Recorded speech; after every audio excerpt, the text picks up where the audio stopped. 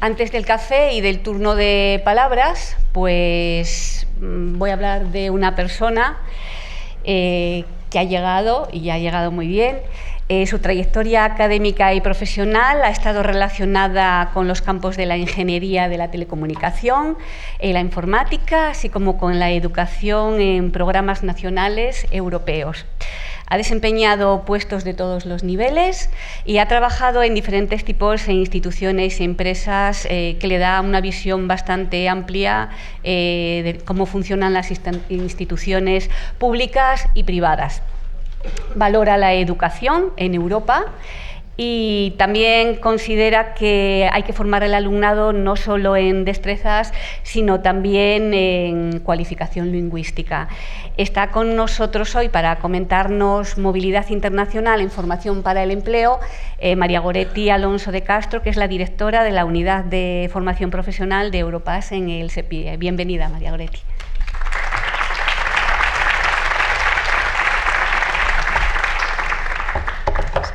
Bueno, muchas gracias por invitarme a esta jornada. Gracias a todos los que estáis aquí. Veo que hay muchas instituciones representadas e incluso tengo caras conocidas por ahí, de gente que ya está involucrada en los proyectos de Erasmus+. Yo vengo un poco a iluminaros sobre qué podéis hacer dentro de lo que es el campo de Erasmus+, básicamente en el ámbito de la formación profesional. Para que os hagáis una idea, bueno, os voy a contar en principio pues, qué es la movilidad en FP, cómo se puede implementar. Luego, si ya habéis hecho proyectos, que algunos ya tenéis proyectos de varios años, cómo podéis pedir la carta de movilidad en FP. Algunos de los que hay aquí ya la tienen, de hecho. Luego, las asociaciones estratégicas, que son muy interesantes para hacer otro tipo de proyectos, para intercambiar buenas prácticas entre centros educativos. Y, como no, pues Europass, porque también lo tenemos en la unidad, que precisamente ha hablado antes del SEPE, han hablado de las competencias, de los certificados de profesionalidad. Pues desde Europass tratamos de dar transparencia precisamente a todos los conocimientos que se adquieren, tanto con formación profesional reglada, ciclos formativos, FP básica, como con la formación para el empleo. Y luego, pues también os contaré algunas plataformas que pueden ser muy útiles para vosotros de cara a buscar socios, a buscar empresas y formar esos proyectos en caso de que no lo tengáis. Entonces, lo primero, la movilidad en FP. Para que tengáis un poco claro, porque a veces cuando se solicita los proyectos de movilidad es un poco farragoso, porque tenemos un montón de códigos, K101, K102, K103, K100. Para nosotros es muy fácil decir, nosotros la K102, pero para vosotros es algo que os suena a chino. Pues bueno, tenemos dividido lo que es la parte de formación profesional, la tenemos dividido, digamos que en dos secciones, en dos unidades. Está por una parte todo lo que es FP básica, ciclos formativos de grado medio y certificados de profesionalidad hasta nivel 3. Los nivel 3 los hemos acogido en aquellas instituciones que no tenían opción a pedir la carta ECHE. Eso lo llevamos, digamos, dentro de lo que es la unidad de FP. Son los proyectos que se llevan de la unidad de FP. Para los que ya les suena sería la K102 o si tienen carta K116. Y en el caso de asociaciones cambia un poquito. En asociaciones es más amplio el concepto. Esto es para movilidad. Y luego el resto, lo que es ciclos formativos de grado superior, como se considera a nivel terciario, eso está dentro del ámbito de la unidad de educación superior.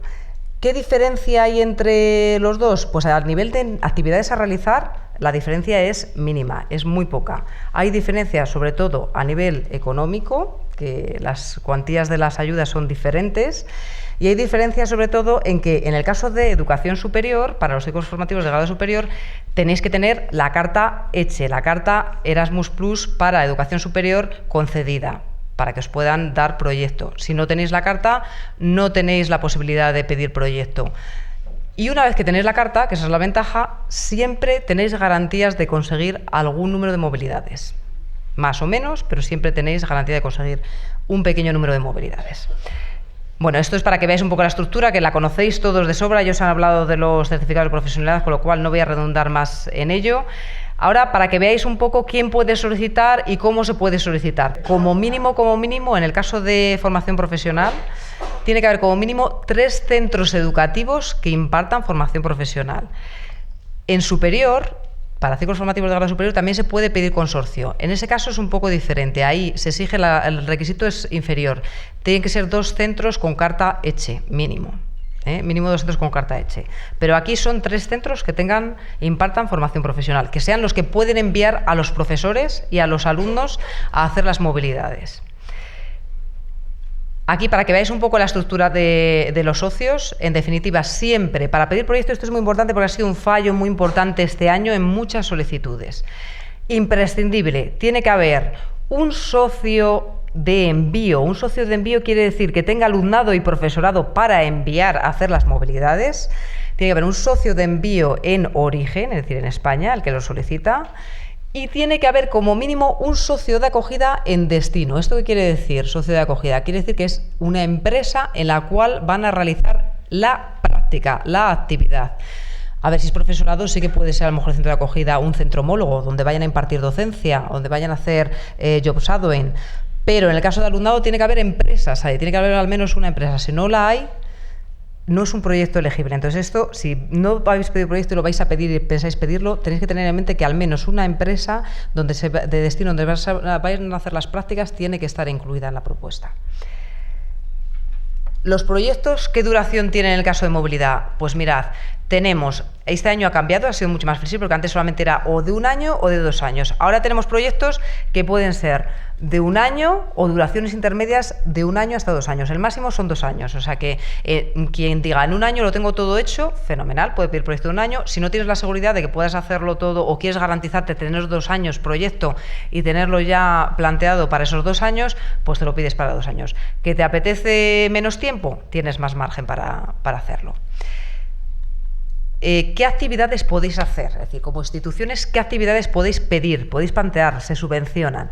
Pues tenéis de 2 tipos. Por una parte tenéis las actividades de los estudiantes y los recién titulados, que pueden ir a hacer siempre. Las de estudiantes y recién titulados van enfocadas a prácticas en empresas. Pueden ir a hacer un pequeño periodo de formación, pero siempre tiene que ir acompañado de una parte que sea práctica en la empresa. ¿Por qué? Porque el objetivo, en definitiva, de las movilidades de formación profesional es que consigan una formación para el empleo en las empresas que les permita, de alguna manera, mejorar sus opciones luego después a la hora de encontrar un trabajo, un puesto de trabajo. Entonces, en definitiva, todas las de formación profesional tienen que tener incluida parte de prácticas en empresa.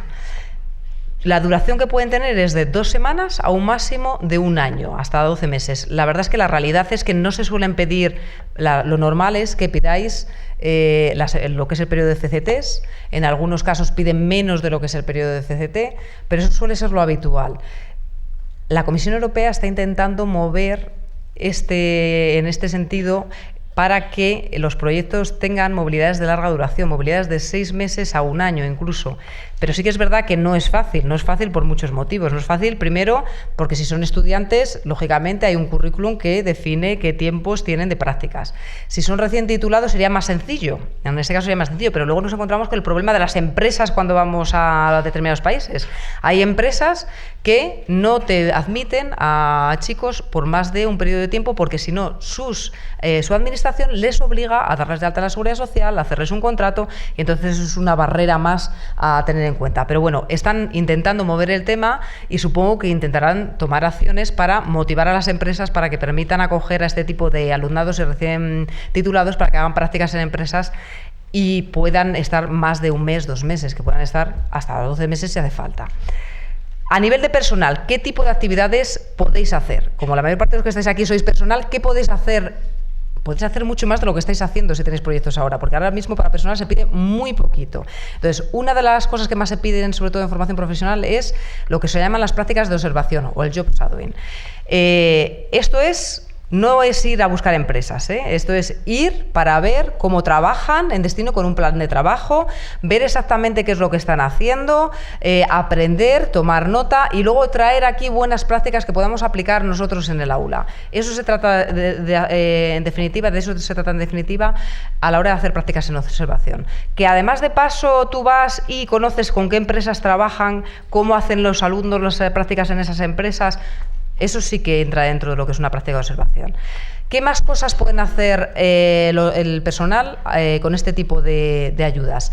pueden ir a impartir docencia. De docencia, por desgracia, no tenemos prácticamente nadie que pida prácticas, es decir, ir a hacer movilidades por docencia. Estaría fenomenal que pudieses ir allí y impartir un pequeño periodo de clases. El problema son los permisos. Ya sé que el problema son los permisos, pero una opción que podéis utilizar es muy sencilla. Cogéis y os ponéis de acuerdo con la institución de destino y os intercambiáis. Esa puede ser una solución. Otra solución puede ser aprovechar los momentos, que es la solución que más se puede aplicar realmente, es aprovechar los momentos en los que aquí son vacaciones, pero en los centros de destino no son vacaciones. Por ejemplo, en el mes de julio prácticamente ningún centro es decir, los centros nuestros están cerrados, pero ningún centro de Europa, la mayor parte, están abiertos, están dando clases hasta final de julio, porque tienen un clima completamente distinto al nuestro, todo hay que decirlo, es decir, no tiene nada que ver su clima con el nuestro. Hombre, en Grecia probablemente les pase lo mismo que a nosotros, en Italia probablemente le pase lo mismo que a nosotros, pero hay países donde tienen temperaturas mucho más bajas en verano que en julio trabajan, con lo cual se pueden aprovechar esos momentos para coger e ir allí y impartir docencia. También es verdad que luego está la barrera del idioma, no siempre es fácil coger, ir y dar clases en otro idioma que no es el tuyo. Pero bueno, yo os animo a que lo intentéis, y lo pidáis. Y luego, aparte de eso, también se pueden ir a hacer prácticas en empresas. Es decir, vosotros como profesores podéis ir a determinadas empresas para hacer prácticas, aprender determinadas tecnologías o aspectos que puedan servir a vosotros de cara a mejorar vuestra formación para impartir a vuestros alumnos. Este año, por ejemplo, hay una cosa nueva que ha salido en la convocatoria de 2016 que es muy interesante y yo creo que os puede interesar también para vuestro alumnado y para vosotros. Y es que se puede solicitar que vengan expertos, pero tienen que ser expertos de empresas, ¿eh? No puede ser que venga un profesor de otro centro educativo, sino que expertos de empresas, pues vamos a poner por caso, por ejemplo, tenemos automoción y resulta que conocemos a un experto buenísimo de BMW que nos apetecería que viniese a nuestro centro para enseñarnos su tecnología. Una cosa muy concreta, un tipo de motores muy concretos que a lo mejor manejan ellos y que queremos nosotros ver y que nos enseñen cómo funciona, cómo va. Podemos pedir en la subvención, precisamente subvención para que vengan ese tipo de expertos y nos den formación a nosotros y a nuestros alumnos dentro de nuestros centros educativos. Pero ya os digo, tienen que ser expertos de empresas que vengan a los centros educativos a enseñaros a vosotros y a enseñaros a los alumnos. Entonces, aquí veis un poco la gama de actividades que podéis solicitar, que son bastantes. Bueno, como veis, a nivel de profesorado es mucho menos tiempo, es de 2 días a 2 meses. Luego, ¿qué es lo que se subvenciona? Pues mirad, se subvenciona el viaje en todos los casos, tanto alumnado como profesorado, eso va por bandas de distancia, está tabulado, la Comisión Europea establece unas tablas y en base a esas tablas os da una financiación.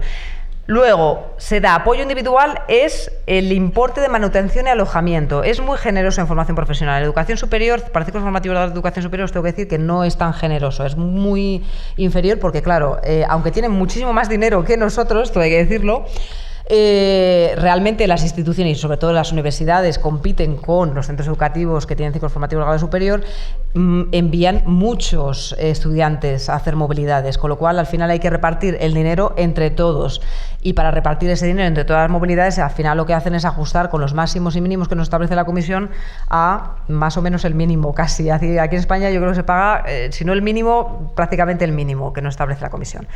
Entonces, son muy generosas. Este año lo hemos rebajado, pero aún así está muy bien. Por ejemplo, para estudiantes, al mes el mínimo es casi 1.000 euros al mes y el máximo está en 1.500, entre 1.500 y 1.600. O sea, está muy bien, de alojamiento y manutención. Eso es más de lo que cobran algunos aquí trabajando. Con lo cual, con eso, ¿qué queréis que os diga? De apoyo lingüístico solamente hay para los estudiantes. Entonces, se les da siempre y cuando la movilidad sea superior a 30 días y ahí hay 2 modalidades. Si son idiomas que ya están contemplados en la plataforma de preparación lingüística de la Comisión Europea, se le da licencias en esa plataforma. Si no son idiomas que estén contemplados en esa plataforma, entonces se le da un dinero para la preparación lingüística. Y otra cosa que se da, que eso es para vosotros, para gestionar las movilidades, es apoyo organizativo. Para apoyo organizativo se da un dinero por cada movilidad que tenéis que gestionar para que podáis precisamente ir a buscar empresas, hacer viajes para buscar empresas o llamadas telefónicas o gastos de preparar conferencias, de hacer difusión, gastos de cualquier tipo que os genere la gestión de la movilidad. A nivel de personal es lo mismo, salvo lo que es la parte de preparación lingüística. Y como veis aquí también se subvencionan acompañantes. En algunos casos, cuando van menores o cuando van personas, es decir, alumnos que no tienen mucha madurez a pesar de que no sean menores, se permite que vayan acompañantes, se puede solicitar. En el caso de acompañantes, lo que se subvenciona es solamente el viaje y la ayuda individual, pero está fenomenal, porque vamos, ya te pagan el viaje, te pagan el alojamiento en destino. Perfecto. No hay apoyo organizativo porque se entiende que no es un coste, es decir, no hay coste por organizar esa movilidad. Y bueno, y luego aparte de eso, pues hay otros costes que se pueden pedir, otras cosas que se pueden pedir que son excepcionales. Pues por ejemplo, si hay alumnado o profesorado o personal con necesidades especiales, porque necesita a lo mejor, imaginemos un sordo que necesita un intérprete de lengua de signos, imaginemos una persona que tiene problemas motrices que necesita una silla especial de ruedas que tiene que llevar o tiene que alquilar allí, ese tipo de costes se puede pedir. Y luego pues imaginemos también que resulta que tenemos alumnado que somos de territorios de ultramar y tenemos alumnado de territorios de ultramar, pues ahí podemos pedir y no nos compensa, es decir, la ayuda que nos dan de viaje por otra partida es muy baja con respecto a lo que nos va a costar, pues se puede pedir en lugar de por viaje, se puede pedir por aquí. O sea, quiero decir, tenéis un montón de dinero para utilizar para hacer las movilidades y conseguir que consigan, que valga la redundancia, que logren un trabajo a la vuelta de una manera fácil. La verdad es que muchas veces hay que decir que consiguen trabajo cuando van a hacer las prácticas allí. La mayor parte, hay un gran porcentaje que se van a hacer las prácticas y se quedan allí trabajando. Algunos, incluso aunque tienen las ofertas, deciden rechazarlas porque tienen a la novia aquí, a la novia, porque resulta que quieren mucho España y no quieren moverse. Pero realmente muchos consiguen trabajo en destino. Lo importante es que luego también vengan y consigan. Y de hecho sí que las empresas están interesadas en esos perfiles porque nos lo han comentado. Es decir, ellos quieren gente que haya ido fuera, que haya tenido esa experiencia, porque eso da otra serie de competencias, otra serie de habilidades, no solamente solamente las del conocimiento de la profesión, sino también otras habilidades de saberte defender, de saber trabajar en equipo, que les son muy útiles a las empresas. Con lo cual, si no tenéis proyecto, moveros y pedirlo. Os digo también que este año tenemos una situación un poco excepcional. Todavía no hemos publicado la resolución, pero se va a publicar en breve, pero probablemente tengamos que hacer una segunda ronda. Vamos, os lo digo casi seguro que 100% que se va a hacer segunda ronda. Entonces, los que no hayáis podido pedirlo en febrero, que sepáis, estar atentos, y ahora este mes publicaremos como tiene que ser y hay de plazo hasta final de septiembre, no, hasta principios de octubre, hasta el 4 de octubre. Con lo cual, apuntároslo, porque si habéis pedido proyecto y queréis pedir, es una oportunidad para empezar a prepararlo y solicitarlo para empezar a partir de enero del año que viene. Aquí os he puesto los criterios de adjudicación para que sepáis ¿cómo se evalúa? Hay criterios, como vosotros cuando evaluáis los exámenes de los chicos, que tenéis unos criterios de evaluación. Aquí hay unos criterios de evaluación, hay expertos que lo evalúan, de hecho aquí hay alguna cara conocida de algunos que también evalúan como expertos, alguna propuesta. Entonces hay expertos externos que lo evalúan de forma independiente y los criterios son 3. La relevancia del proyecto, pues que el proyecto sea relevante, que se vea que realmente tiene sentido, que es útil para las instituciones que lo conforman. El diseño y la ejecución, pues que estén muy bien diseñadas todas las etapas. Y el impacto, es decir, cómo se va a difundir, cómo va a generar valor en los chicos que van a hacer las prácticas, en el centro, en el profesorado. Entonces, para que sepáis un poco qué es lo que se evalúa. Vamos a ver la carta de movilidad. La carta de movilidad, para aquellos que ya habéis hecho al menos 3 proyectos y los habéis cerrado, podéis pedirla. Este año hemos tenido muy poquitas solicitudes y la verdad que me ha extrañado. Entonces, yo os animo que si ya tenéis 3 proyectos, si habéis conseguido de media en los 3 ejecutar el 80% del presupuesto, pedirlo, porque la ventaja de tener la carta, es decir, aquí no es excluyente, tú si no tienes la carta puedes solicitar proyecto perfectamente, pero una vez que tienes la carta, la ventaja es que pasa como cuando tienes la carta hecha para superior, que ya solicitas y se te dan las movilidades en función del dinero que haya. ¿vale? Y la verdad que se reserva el 70% del presupuesto para proyectos de la carta, con lo cual pensároslo si ya cumplís con esas condiciones, y ahora ya este año no se puede, pero de cara al año que viene podéis mirar lo que está publicado en nuestra página para este año y el año que viene lo pedís. Aquí también, si os dais cuenta, son 3 criterios: la pertinencia de la experiencia en la movilidad de la institución. Aquí se ve mucho cuál es la experiencia de las instituciones a nivel de internacionalización y a nivel de movilidades. Y luego, la pertenencia a la estrategia de internacionalización, y también cómo se hacen todas las gestiones organizativas, la gestión de la calidad. Y bueno, vamos a pasar a asociaciones, porque creo que vamos un poco justos de tiempo, si no me equivoco. Entonces, para que sepáis que también podéis pedir, porque digamos que lo que más se pide es proyectos de movilidad, pero realmente las asociaciones este año han dividido la tipología de asociaciones en 2 tipos diferentes.